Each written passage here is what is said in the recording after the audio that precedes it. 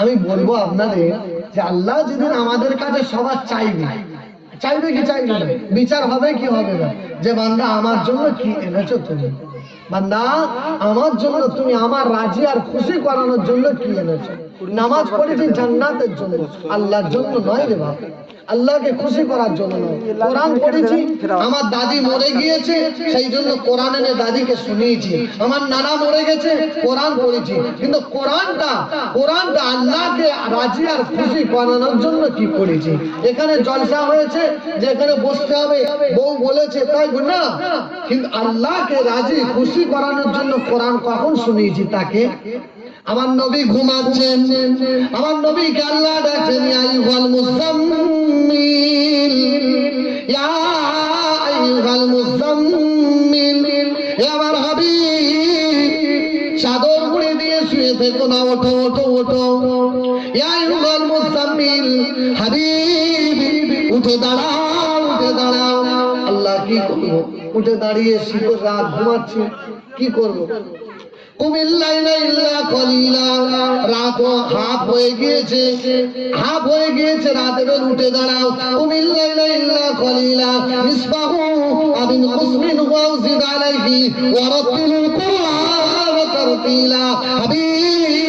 উঠে দাঁড়াও, উঠে দাঁড়াও, গভীর রজনী হয়েছে হাবিব, আমি আল্লাহ তোমার জবানে কোরআন তেলাওয়াত শোনার জন্য আমি আল্লাহ তোমাকে তুলে দিয়েছি, বলুন সুবহানাল্লাহ।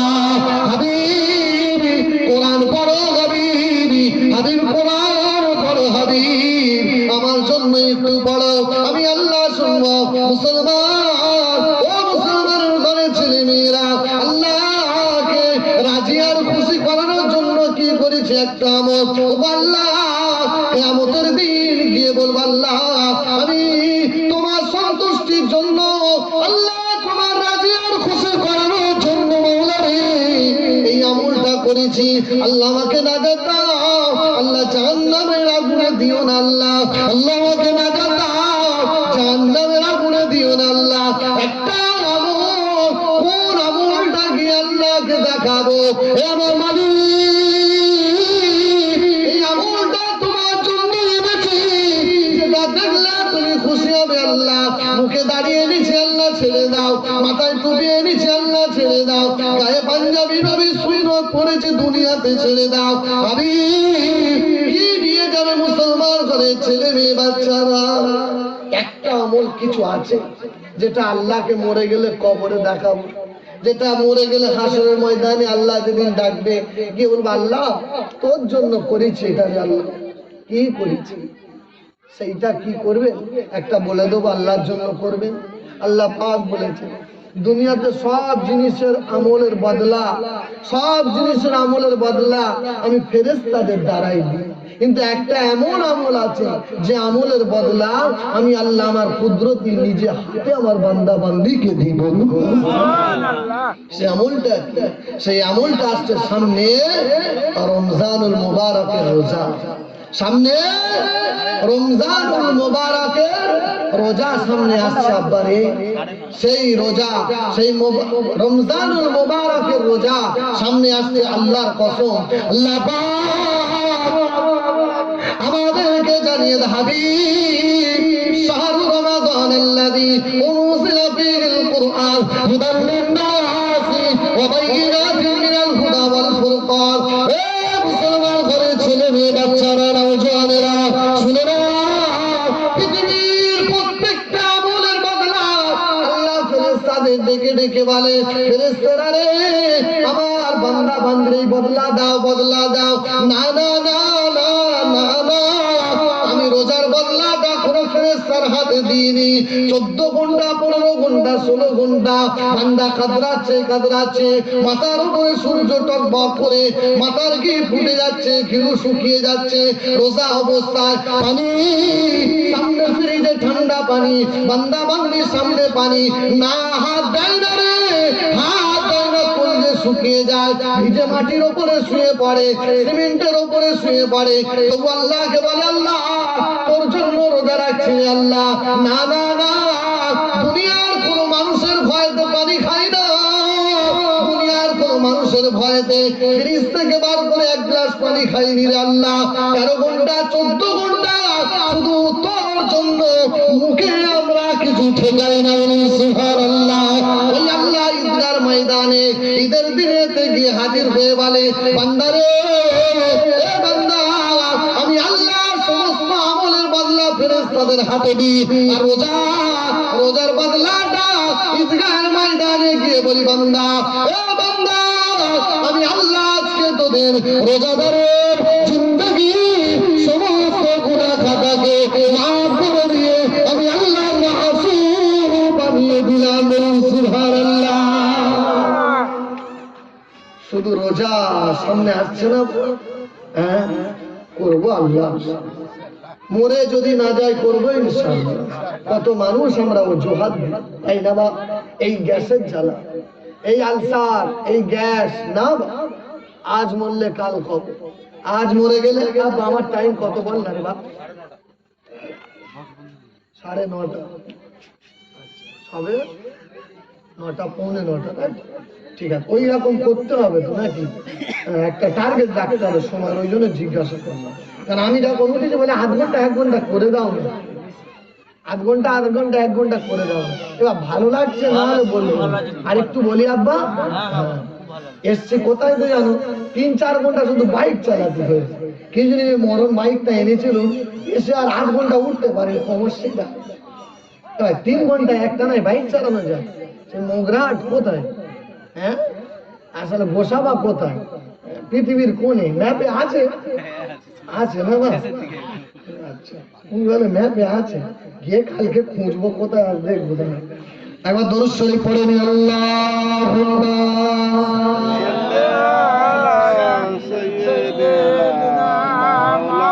মাওলানা মুহাম্মাদ ওয়া আলা আলিহি সাইয়্যিদিনা মাওলানা মুহাম্মদ। আমি যা ভেবেছি, যা বুঝেছি, আমি যা ভেবেছি, যা বুঝেছি, সবই দেখিনি ভুল।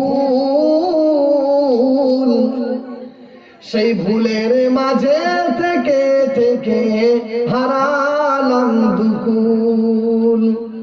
দুকুল হারিয়েছি না একুল বাপ? আখেরাতটা তো লাল কালি মেরে দিয়েছি, আর দুনিয়াটা তো বউ বাচ্চা কারোর কাছে ভালো আছে, এটাও লাল কালি পড়ে গিয়েছে।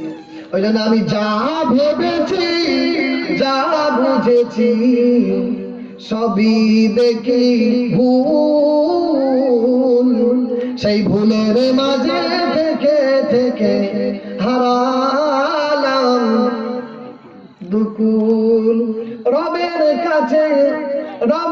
কাছে সবার থেকে আমি হলাম ঘৃণার তার। এই ভবের মাঝে কারো কাছে আমার কোনো আদর নাই। আমার বিবি বলো, বাচ্চা বলো, আমার বিবি বলো, বাচ্চা বলো, আমি যাদের কথা ভেবে তারা দেখি এখন সবাই তাদের নিজের ভাবে। হ্যাঁ কি না বা? ঠিক আছে তো, পুরো মিলে যাচ্ছে একদম। আমার বন্ধু বান্ধব, আত্মীয় স্বজন, পাড়া পড়শু যারা, একে একে দেখি সবাই পর হয়েছে তারা। এই জোয়ান ছেলে যেমন পকেটে পয়সা থাকে, চায়ের দোকানে দাঁড়ায়, তুই কোথায় ছিলে, তোর কতদিন খোঁজ দিয়েছি, কোথায় রে? মানে ওর একটা চা বলে দে না তাড়াতাড়ি, কোথায় ছিলি? পকেটে পয়সা যখন থাকে বা চায়ের দোকানে বাবু বলার অভাব থাকে? হ্যাঁ তখন বাবু বোনায় কি বলতে হবে বল না, হ্যাঁ বলতে। আর যখন সব শেষ, আর কিছু আছে বাপ কাছে থাকবে, ওই জন্য বলেছে আমার বিবি বলো, বাচ্চা বলো, আমি যাদের কথা ভেবে তারা দেখি এখন সবাই তাদের নিজের ভাবে। আমার বন্ধু বান্ধব, আত্মীয় স্বজন, আমার বন্ধু বান্ধব আত্মীয় স্বজন পাড়া পড়শু যারা একে একে দেখি সবাই পর হয়েছে তারা। এতগুলো হয়ে গিয়েছে, এবার মনে হচ্ছে আল্লাহ এবার ভালো হয়ে যাবো, তাই না? এবার ভালো হয়ে যাবো, আল্লাহ তোর জন্য কিছু করতে হবে, তো রাজি খুশি এবার কিছু করবে এবার মনে হচ্ছে। হ্যাঁ মনে হচ্ছে। আমি পার ঘাটাতে, এই নদী দেখেছেন তো আপনাদের এখানে, আমি পার ঘাটাতে এসে দেখি আমার নদীর জোয়ার সে এখন কি আর যাওয়া হবে আমার কামলিওয়ালার দেশ। এবার যদি নদীতে ভাটা পড়ে যায়, নৌকা চলে, নৌকা চলে, আর নবীর দেশে যাওয়া হবে, ভাটা পড়ে গিয়েছে। এখন বুড়ো বয়সে মনে হচ্ছে আল্লাহ তোর ইবাদত করে ধুনে দেবো, দেখবি বুড়ো বয়সে এবার শুধু মসজিদটা বেরোবো সুবহানাল্লাহ। এর শরীরে আর ভাটা পড়ে গেছে, তাই না বাপ? এ 70 বছর হয়ে গেলে আর ভাটা পড়বে না, ও রুকু আর করতে পারবে? মসজিদে জুম্মা দিন ইমাম সাহেবের যদি 2 মিনিট বেশি হয়, বুড়ো গুলো ঠেলে উঠে বলবো ও ইমাম সাহেব একটু ছোট করতে পারো না, এক্ষুনি তো মুতে দিচ্ছিলাম মসজিদে। আরো ধরতে পারে, আর মেশিনে টাইট থাকে বা, ওই জন্য ওই সময় মনে হয় 70, 75, 80 যখন হয়ে যায় আল্লাহ তোর ইবাদত করে ধুনবো এবার। আল্লাহ বলছে তোর কে আসতে বলেছে এখানটা মসজিদটা নাপাক করতে বেরো।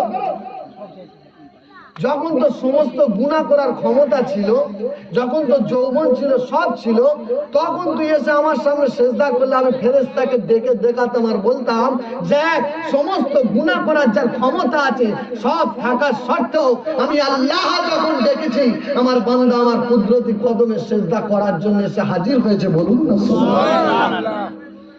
এখনো সব শেষ, এখন তসবিহ হাতে নিয়ে বলছে আল্লাহ তো ধুনে দেবো এবার। তোর কেউ ডেকেছে? তোর কেউ ডেকেছে মসজিদে? তুই এসছিস কেন? বলে আসবনি, না আসলে তো বউ এখন বলেছে ভাত দেবো, ছেলের বউ বলেছে তুমি না মসজিদে নামাজ পড়লে তোমার ভাত দেবো, ও সব ভাত বন্ধ হবে, তাই তো বুঝতে পারছেন না এই কন্ডিশন। ওই জন্য বলছে আমি পার ঘাটাতে এসে দেখি আমার নবীর জোয়ার সে এখন কি আর যাব আমি আমার কামলিওয়ালার দেশ। আমি যা ভেবেছি, যা বুঝেছি, আমি যা ভেবেছি, যা বুঝেছি সবই দেখি ভুল। সেই ভুলের মাঝে থেকে থেকে হারালাম দুকুল। দরুদ শরীফ আল্লাহুম্মা সাল্লি আলা সাইয়্যিদিনা মাওলানা ওয়া আলা আলি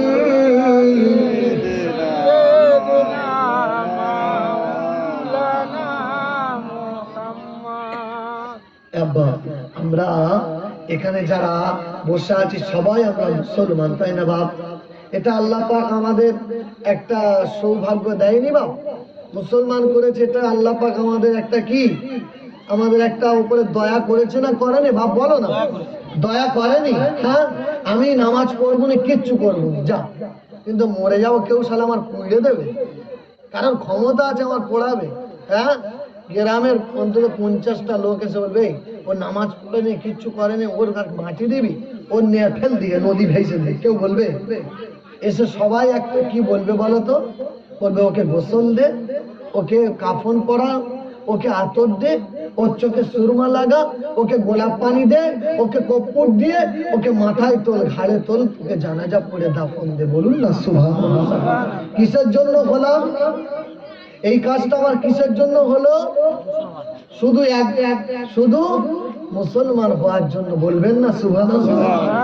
নামাজ কোনোদিন, রোজা রাখিনি, মুখে দাঁড়িনি, কিছুই করিনি, ইসলামের কোনো অংশ আমি গ্রহণ করিনি, আর কোন ইসলামের কোন অধিবেশনে আমার নাম নেই। তারপরে যদি আমার মরে যায়, আমার কেউ নদী ফেলে দিতে পারবে? পুড়ে দিতে পারবে? কারোর ক্ষমতা আছে? এই দুনিয়ার আগুন থেকে যিনি বাঁচিয়েছেন তার নাম কি? যিনি আমাকে বাঁচিয়েছেন এই দুনিয়ার কঠিন আগুন থেকে, তার নাম কি? আল্লাহ। বলো না বাপ, তার নাম কি? ওই আল্লাহর নাম নিয়ে দিলটা শান্তি করে বলো, আল্লাহ তুমি আমার দুনিয়ার আগুন থেকে বাঁচিয়েছো।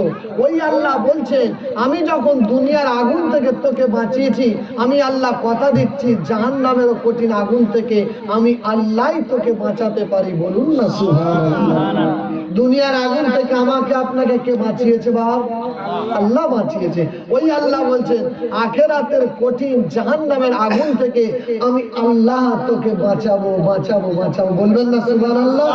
কে বাঁচাবে বলেছেন? আল্লাহ। আল্লাহ পাক বলেছে, আমি আল্লাহ কথা দিচ্ছি বাঁচাবো। মুসলমানের কবরে কোনোদিন আগুন জ্বলবে না, আর মুসলমান কোনোদিন জাহান্নামে যাবে না, এটা ফাইনাল। বলুন সুবহানাল্লাহ। মুসলমানের কবরে আগুন জ্বলবে না। যদি বলেন হুজুর তাহলে কোন মুসলমানের কবরে আগুন, আমি কসম খেয়ে বলছি মুসলমানের কবরে আগুন জ্বলবে না। যদি এটা প্রমাণ না দিতে পারি, তাহলে আপনারা আজকে যে টাকার আমি বাজেট আছে আমাকে দিবেন না। কারণ এটা কোরআন বলেছে, ইয়া আইয়ুহাল্লাযীনা আমানুত্তাকুল্লাহ হাক্কা তুকাতিহি ওয়া লা তামুতুন্না ইল্লা ওয়া আনতুম মুসলিমুন। আমি আল্লাহ কথা দিলাম মুসলমানের কবরে কোনোদিন আগুন জ্বলবে না, কেউ জ্বালাতে পারবে না। বলুন সুবহানাল্লাহ। ও আল্লাহ, মুসলমান কারা এবেল তুমি বলো? কোন মুসলমানের কবরে তুমি আগুনটা জ্বালাবে না, আর কোন মুসলমান জাহান্নামে যাবে না, ওইটা তুমি বলো। আল্লাহ পাক জানাচ্ছে, ইয়া আইয়ুহাল্লাযীনা আমানু লা তাদখুলুল বুয়ুতান গায়রা বুয়ুতিকুম হাত্তা তাস্তানিসু ওয়া তুসাল্লিমু আলা আহলিহা। বলুন সুবহানাল্লাহ। ওই মুসলমানের কবরে আমি আগুন কোনোদিন জ্বালাবো না।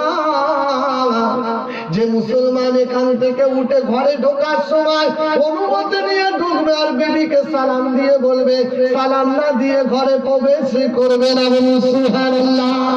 আজকে বুকে হাত দিয়ে বলি, কবার ঘরে গিয়ে বললাম, আসসালামু আলাইকুম ফাতেমা, আমি এসেছি তোমার স্বামী, দরজাখানা খোলো।